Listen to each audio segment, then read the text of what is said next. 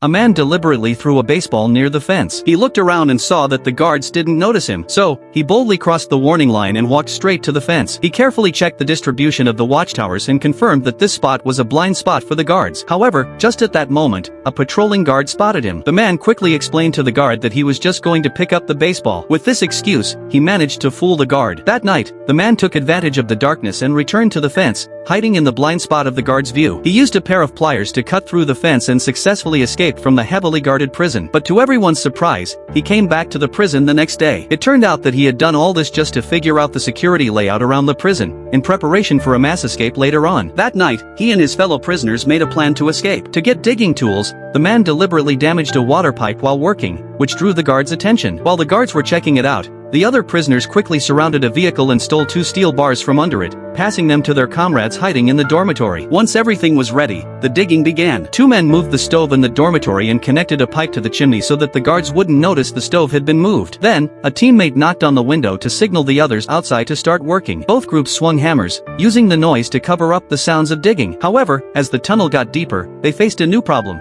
how to get rid of the dirt. But soon, the man came up with a clever idea. He invented a bag that could be hidden in his trouser leg. By pulling a rope, he could quietly dump the dirt out. They then mixed the dirt with other soil, successfully solving the problem of disposing of it. For the next week, they managed to dig a 60-foot-long tunnel. But a new problem arose. The tunnel was too narrow and deep, causing a severe lack of oxygen inside. To solve this, a carpenter among them built a simple blower to supply oxygen to those digging the tunnel. Just as the tunnel was about to reach outside the prison, it collapsed. They had to dismantle their bedboards and use the planks to shore up the walls of the tunnel. After a lot of hard work, they finally dug a tunnel that was over 300 feet long. They made dry rations from potatoes to eat on the run after the escape and discussed the best time to break out. Everything seemed to be going according to plan. One day, a guard was pouring tea in the dormitory when he accidentally knocked over the cup. The hot water spilled onto the floor and seeped through the cracks under the stove. When he bent down to check, he unexpectedly discovered the tunnel entrance under the stove.